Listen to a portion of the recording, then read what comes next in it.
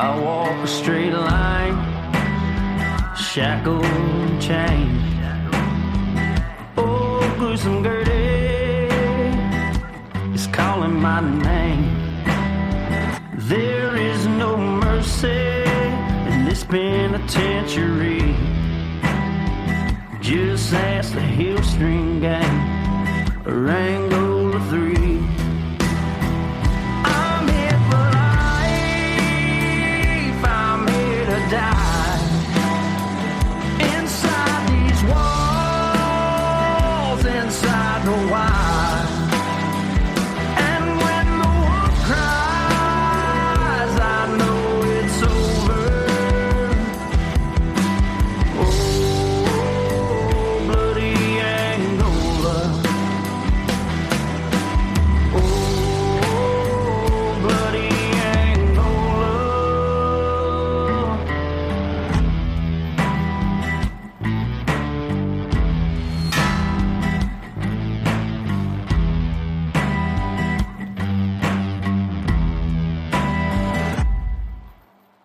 Hey everyone, and welcome to this edition of Bloody Angola, a podcast 142 years in the making. the complete story of America's bloodiest prison. And I'm Jim Chapman. And I'm Woody Overton.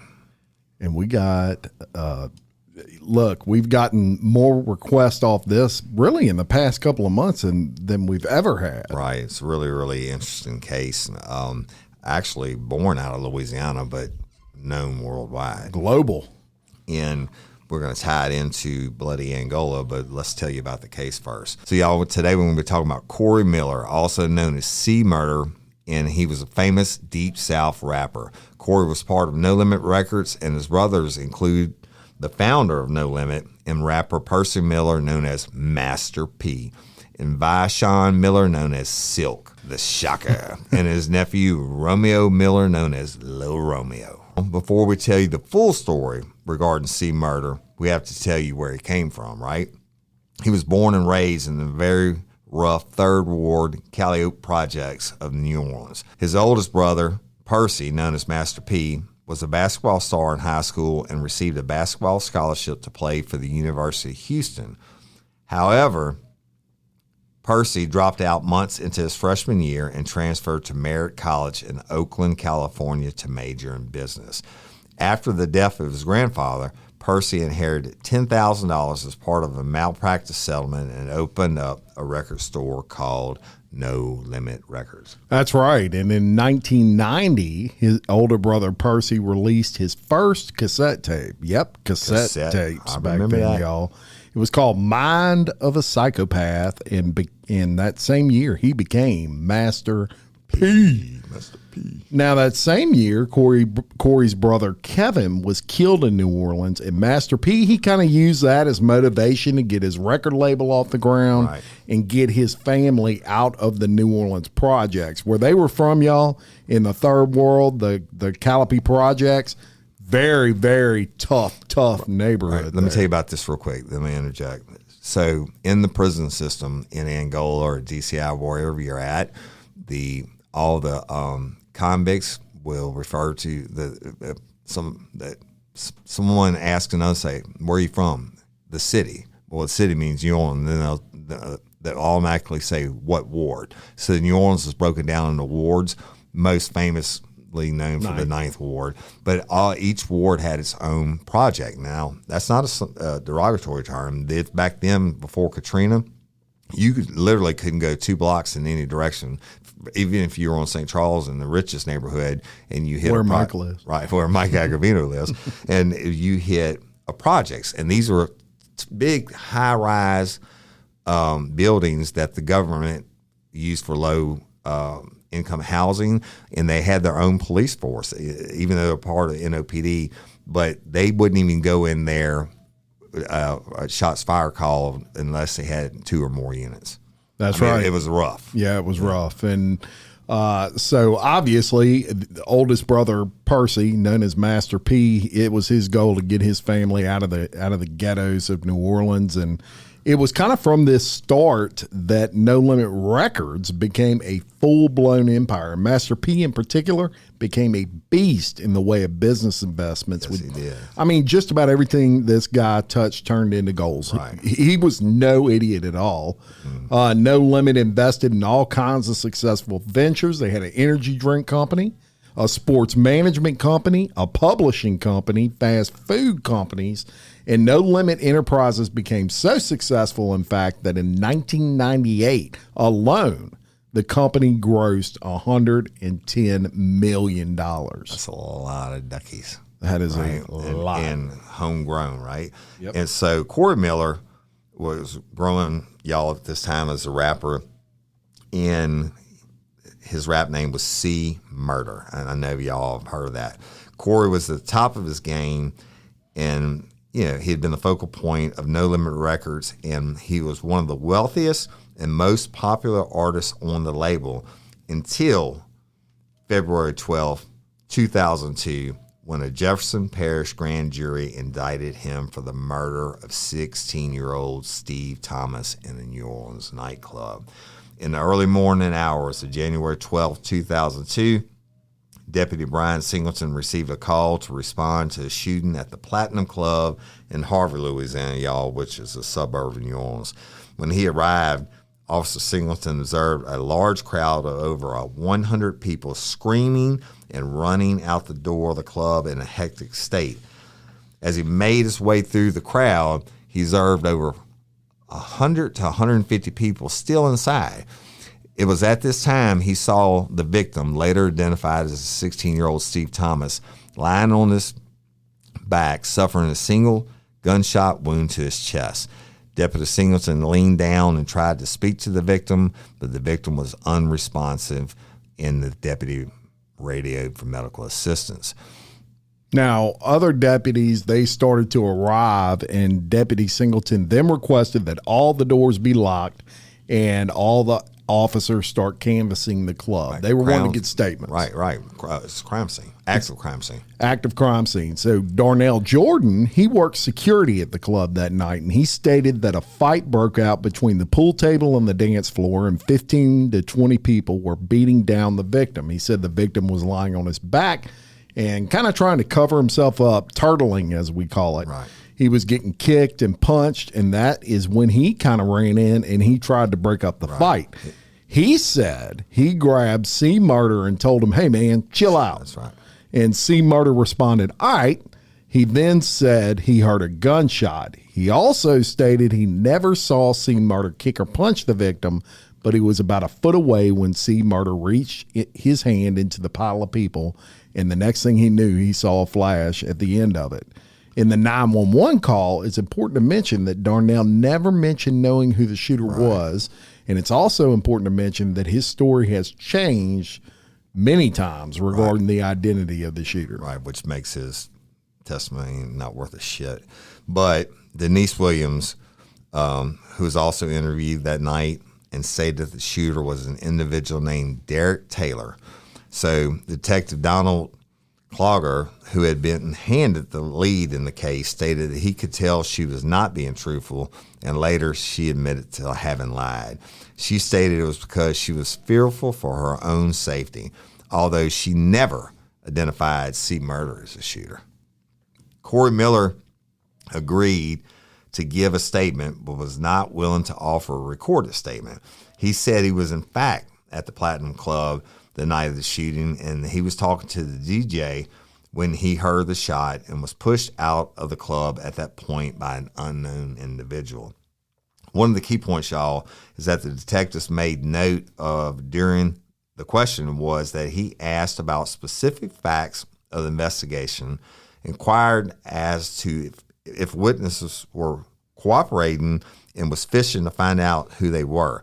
The detectives believed he was asking all these questions so that he could ascertain anyone who was cooperating with the police to make threats upon them if they talk. Now they're talking about C Murder, y'all. Yeah, and Woody, you've interrogated countless amounts of individuals. Is that something that would raise a flag with you if they were asking?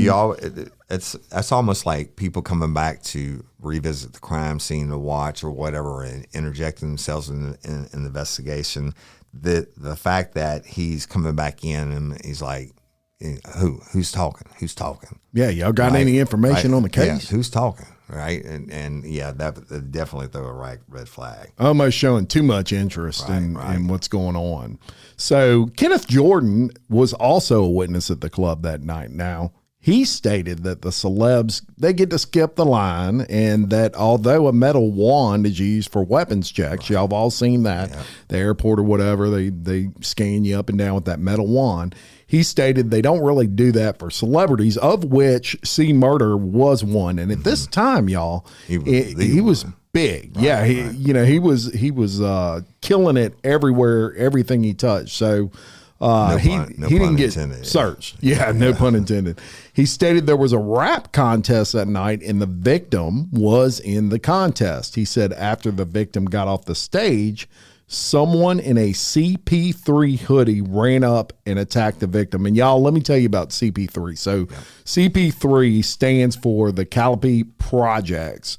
It's basically CP and then 3 is for Third Ward, which is what Hood C. Murder grew up in.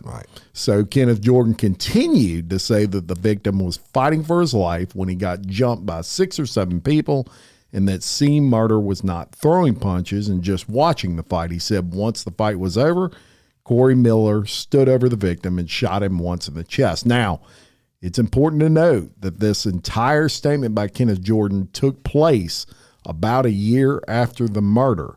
The case was brought up to Kenneth Jordan when he was in another case as a material witness involving the death of his baby. He said he did not initially speak to police because he feared for his life. Yeah, that's,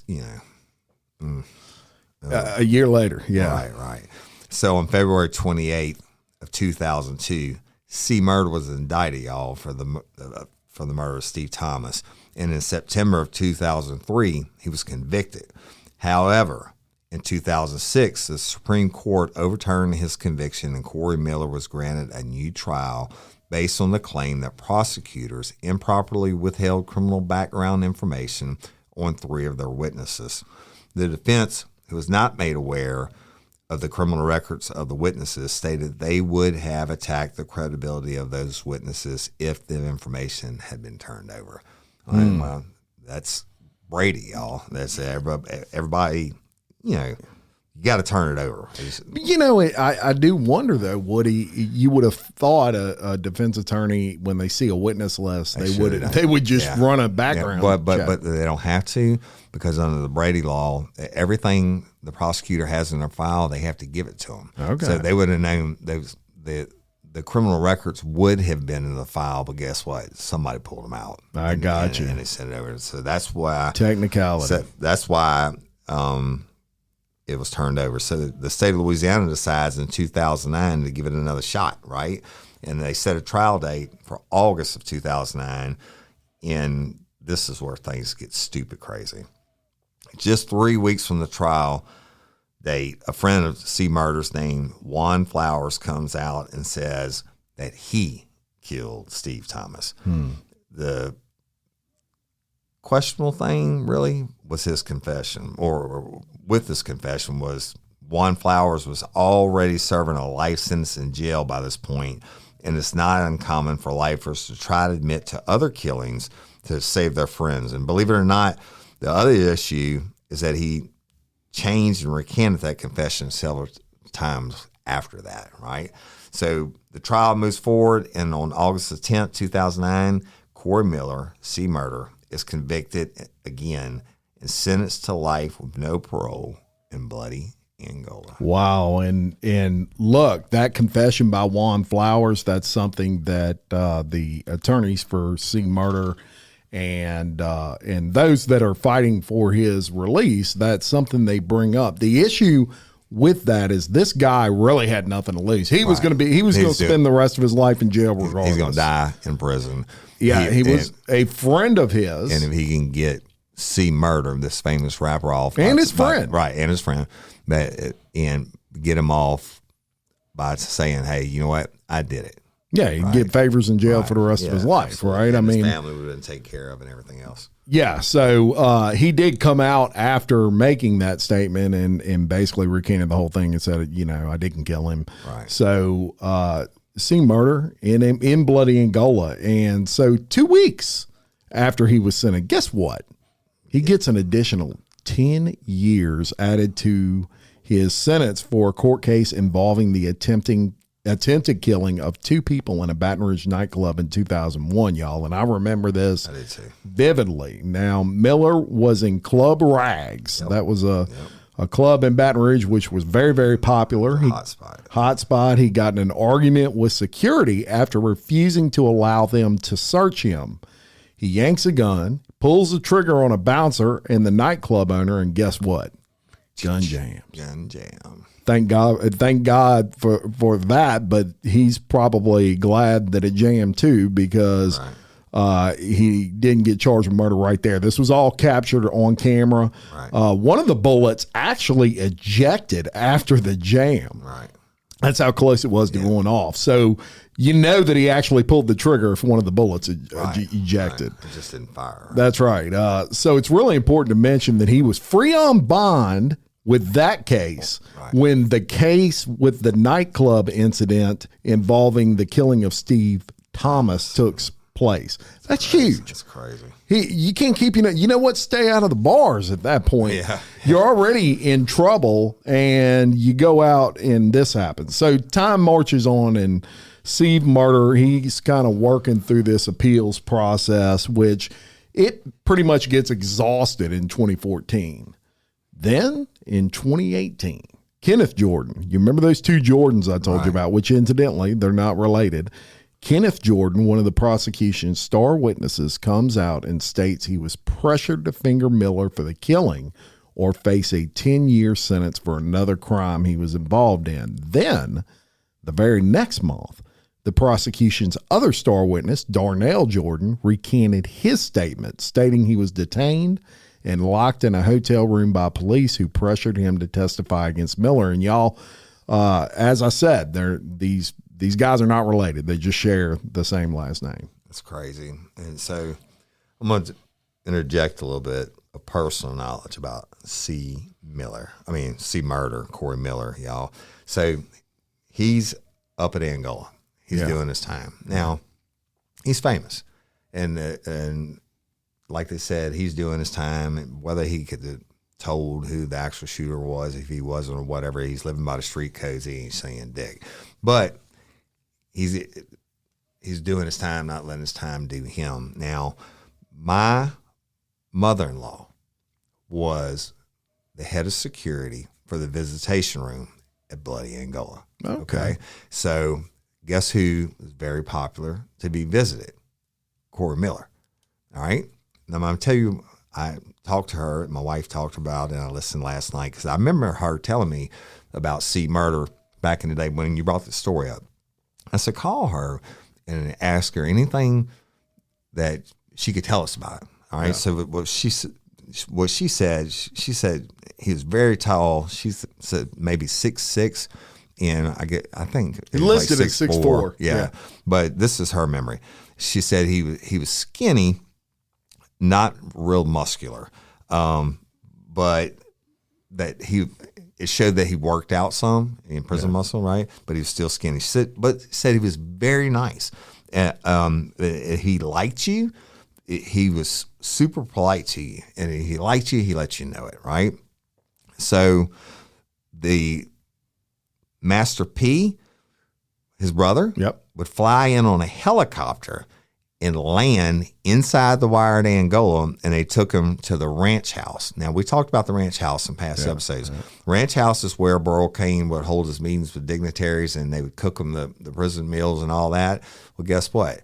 Master P got to have his visitation in the ranch house. Oh, that's fire. It's pretty cool, right? She said that they developed this personal relationship, and she called him C instead of Corey Miller, all right? And sometime during his incarceration, he had a video that came out, and C actually asked my mother-in-law to go watch it and say, what do you think of the video? Wow. And she told him about what she thought of it. She said there also was another famous short rapper in there. She couldn't remember his name, that couldn't stand C Murder. Come on. Yeah. And so there was a beef between them. They couldn't have visitation at the same time. Everything else, like, they probably would have killed each other. Wow. So she was made aware of that. He told her directly, he said, you know what? I believe I have more purpose in this life. And she said he would stop in the visitation room. Other people were there in there. It's a massive room, y'all, but all these tables and some vending machines, and they get screened, and family members come in, and people would come up to him while he's in his visit and say, hey, will you give me your autograph? And he'd do it. So he said he was a cool, nice guy. So he took good care of his girlfriend. His girlfriend came every other weekend to visit, and she doted on him. So also, the son of the girlfriend thought of C as his daddy, and he had a big family, and they would come see him almost all the time, every chance they could. And the family also went to every one of his court dates during this appeal process we're talking about. But check this out: C Murder, all hardcore, right? Was a mama's boy. It absolutely doted on this mama.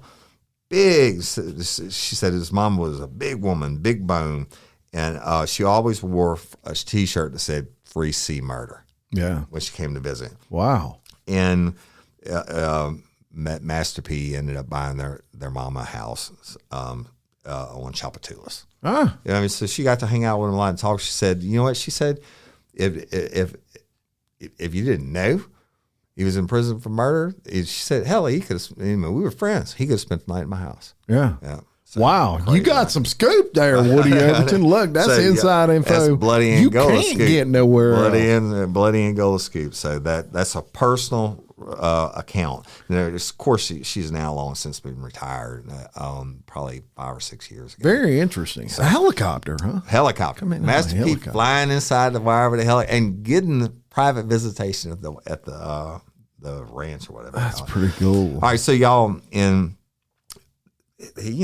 he was popular, and in 2020, a series of tweets were placed by a very well-known celebrity and influencer, Kim Kardashian. Right? Everybody knows about Kim. She joined the fight to free C Murder after hearing all the inconsistencies in his case. In a series of Twitter posts, she stated she is teaming up with R&B singer Monica, C Murder's ex-girlfriend, in the fight to get the 49-year-old rapper's murder conviction overturned. My heart goes out to the family of Steve Thomas. I can only imagine how hard this is, and my intention is to never open up this painful wound, but to help find the truth behind this tragedy. True justice for the young man requires that the person who actually killed him be held responsible and that Corey Miller be returned home to his kids. Y'all, that was Kim Kardashian's statement. That's right. And with no further ado, we'd like to welcome our guest, Kim Kardashian, to this shit. Not Kim, really. how you doing?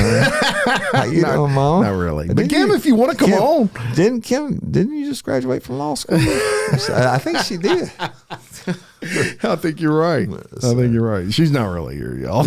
Yes, she is. If she'd like to come on, Yes, she is. come on. Yeah, just bump up the ratings and say, Kim, come on down. That's it. So yeah, a lot of people out there advocating for C Murder and think that he, for lack of a better term, got screwed on his conviction. And as recently as March 3rd, y'all, of this year, so just occurring last month, C Murder is making headlines, and his manager released a statement related to a recent hunger strike he's undergoing to protest conditions at Elaine Hunt, where he was transferred in 2018 from Angola. So in 2018, he, commonly, I don't know how common it is, but prisoners will get transferred to different prisons after being in Angola so long. And it could be for security reasons also, like that little rapper my mother-in-law was talking about. It could be that Could be he used his influence, or maybe Master P can't afford the helicopter anymore, and Elaine Hunt's is a hell of a lot closer to New Orleans than Angola is, being right outside of Baton Rouge, y'all, and St. Gabriel. It's pretty crazy. Yeah. And these hunger strikes that they do, this is common. This is a lot, one of the most powerful ways that convicts have to protest, especially conditions in prison, is through starving themselves. And it gets attention. Not Burl Cane's thing. Not Burl Cane, yeah. But Burl Cane is on tape. One inmate or convict came up to the warden, I need to talk to you. Well, Burl Cane knows his business, right? And he told the inmate, the convict said, "Aren't you on hunger strike?" He said, "Yes, sir, I am." And Burl said, "Well, boy, I'm not boy." He said, "Sir, I'm not going to talk to you while you're on hunger strike. You go ahead and get you a good meal, and I'll come back and talk to you." There you go. So he didn't put up. But we're gonna read this statement from his manager regarding that. And it says, on behalf of the Miller family, in an ongoing campaign to have justice served, Lisa Jackson, publicist, and Steve Johnson, manager for Corey Miller /C Murder, are requesting the release of information to the public about Corey and his current situation at Elaine Hunt Correctional Center. We are asking Kim Kardashian, as the prison reform legal team representing Mr. Miller, to help bring immediate public awareness to Corey's situation. Wrongful conviction from the state of Louisiana, the state of Louisiana's suppression of evidence, inhumane treatment conditions at the prison, and it is imperative now more than ever that a quick strategy move is made, as his health has significantly declined due to the prison system's inhumane conditions. Fortunately and unfortunately, we have a disturbing visual and written information about Mr. Miller's situation. He goes on to say, recently, Mr. Miller recently passed out. He received no follow-up medical care in response, and because Mr. Miller asked for and did not receive an investigation into the circumstances of his passing out, he was placed in solitary confinement as retaliation. Corey continues to suffer from chronic dental issues that have led to significant weight loss and have been denied much-needed thyroid medication because the state of Louisiana says they cannot obtain the necessary medications. Because conditions at Elaine Hunt have not improved, Mr. Miller is engaging in a hunger strike that began on February 23rd to bring awareness to his and all his inmates' neglect and abuse at the hands of the penal system. The neglect of inmates in the penal system has been well documented by Mr. Miller and others. So, basically, his manager is putting out, he's basically saying Corey Miller ain't doing so well right now. Yeah, well, you know what? Listen, I'm going to call bullshit on a little bit of this. I knew you would. Because you can only go like 5 days without eating, right? Yeah. And I mean, or a little less time without water. I'm pretty sure C Murder was got a cup of ramen noodles and passed through his door or whatever. I mean, the whole medication thing and all that, if that's true, they better believe they're going to get that shit straight. But one of the reasons that they may have moved him, though, to Elaine Hunt's is they do have a better, believe it or not, a better medical staff, and I can't say better, but they have more access to the local hospitals and everything else. And so maybe he's needing to see specialists. I don't know. But the problem with this, y'all, is Steve Thomas is dead. And from what I understand, it's garnered a lot more national attention. What was the show? I like that show. They go in and investigate cases and see if there's been an injustice in it. And he was on this show. And Jim, you sent it to me. He was on it by phone interview. But his family, his ex-wife and his daughter, brought this crackerjack investigative team in. One that was a defense attorney, the other one was a career criminal investigator like me, and they investigated the case. Yeah, and it was called Reasonable Doubt. Reasonable Doubt, that's it. And I think it's like season 2, episode 3. So if you want to check it out, they worked it. Yeah, and C Murder basically said on the phone, "Hey, you know what? basically he knew who did it, but he ain't saying. Yeah, and they brought up the interesting thing about this show was they brought up several key points of evidence. One was the fact that somebody had confessed to it. We already told y'all the story there. The guy just is not believable. He keeps changing his story. In addition to that, they brought up a chain. So there was a chain that Steve Thomas was wearing that when he got killed, somebody yanked that chain off him. Right, during that fight with the beatdown. The DNA did not match C. Murder's DNA. It really didn't match anybody. Correct. It was he couldn't be excluded or whatever, but it doesn't matter, y'all. DNA is not like you think it is. It just every time you touch something for a second doesn't mean your DNA is going to be on it. And they proved it by an expert that if somebody just grabbed it and yanked it off, the chances of their DNA being on there are very slim. Yeah, so they basically dispelled most of the cases, I guess, for his release. Yeah. There just wasn't anything there.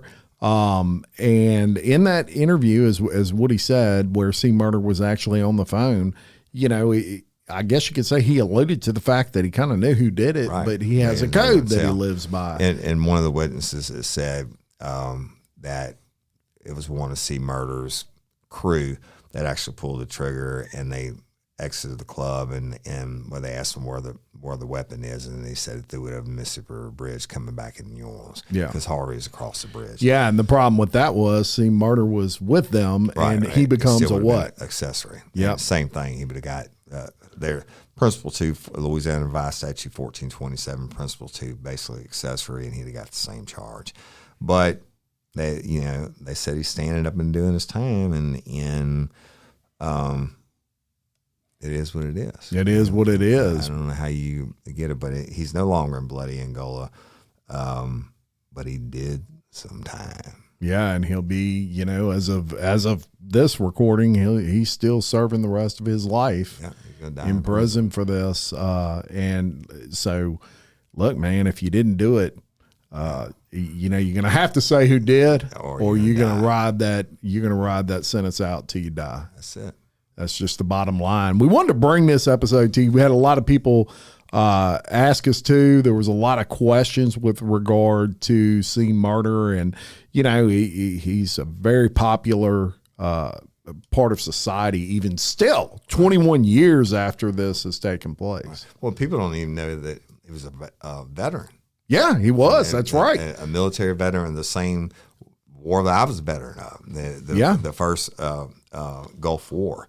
And, it's just, he's at, you would think him and Master P, or they display themselves the gangster life, whatever.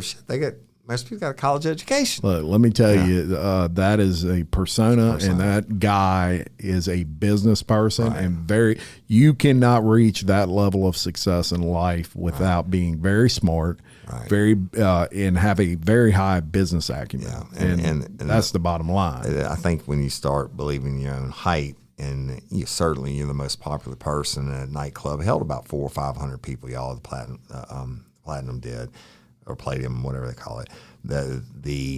And supposedly Steve Thomas was on stage rapping. It was like a rap ball, and he got off the stage, and maybe C. Murder's crew didn't like it, and they gave him the beat down. Well, there was even a rumor out there saying that in that contest he out-rapped everybody else, and a lot of people were saying he was better than C. Murder, and that basically he was killed because of that. And C. Murder responded to that in that TV interview and said, "Man, I have way too much to lose. I'm not going to kill a guy because everybody thought he was better than me that night or whatever." And I believe that. I don't think a lot that's of people why said that Steve Thomas was actually C. Murder's biggest fan. Yeah, his own family, his mom and dad said he had posters of Master P. He's a huge C. Murder fan. Yeah, and he ended up dying. Prayers go for them. You know what? The silent code. A lot of times they'll say the streets talk. That's what they used to say. The streets talk, but a lot of times they don't. And in this case, he wants to die in prison for that. Now I think it's too late. All these people recanting stories and all that. It just invalidates you as a witness and on the appeals process.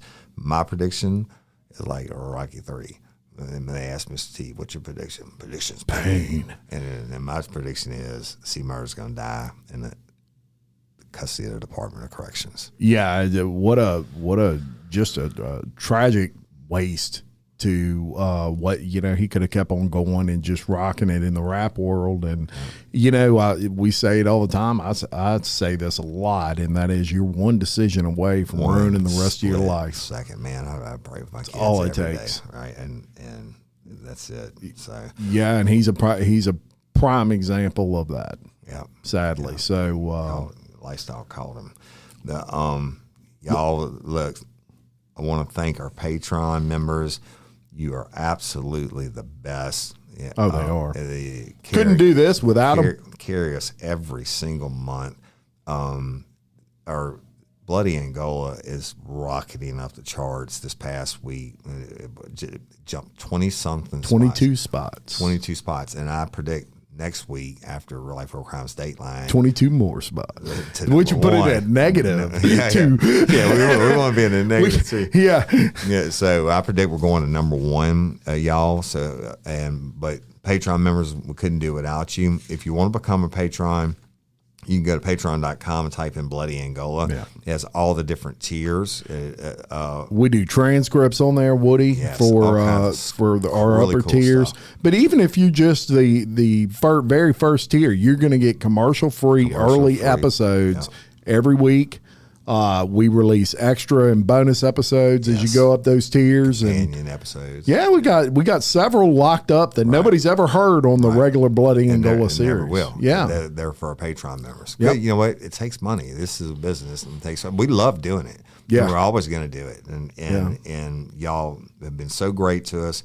And if you would, make sure you subscribe and like us, and if you get a chance, go leave us a review. Very important. And those have kind of slowed down as of late. So go please leave us a review, and we love and appreciate each and every one of you. And look, we got a Facebook page. We don't forget to mention that. Go to the Facebook, give it a follow. It's been building. I love seeing those analytics on Facebook grow and grow and grow. That's just what it's been doing. But nobody will know if you don't tell a friend. So. Right. And so also every week now we're going to list every single episode of Bloody Angola in the Real Life Real Crime Community app. Also, the advertisement, whatever the episode's going to be, if you're scrolling through that app, you'll be able to see it there also. Yeah, so go to Real Life Real Crime, download the app, and you'll have access to those episodes. And last thing we want to mention, this is Thursday, so tomorrow,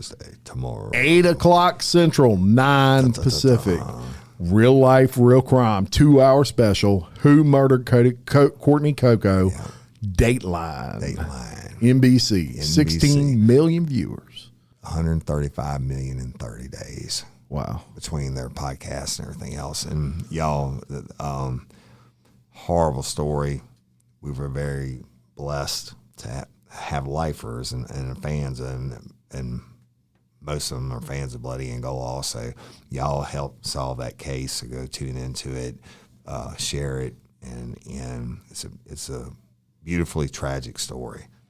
So it really is, and it'll give you the amazing story of this man across from me and what he did and went through to really see that justice was done for Courtney, which and guess what? I'm going to do a little spoiler alert.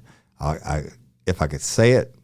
And spoiler alert, one day we can do an episode of Bloody Angola at the conclusion of the Dateline story, because somebody's in Bloody Angola. Yeah, that's right. That's right. So tune in, please.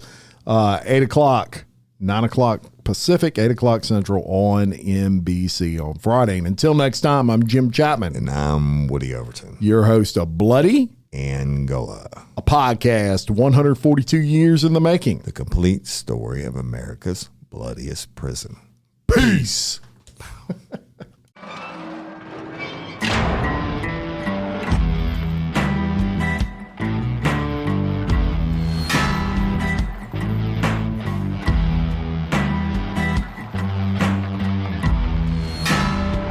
I walk a straight line, shackled and chained.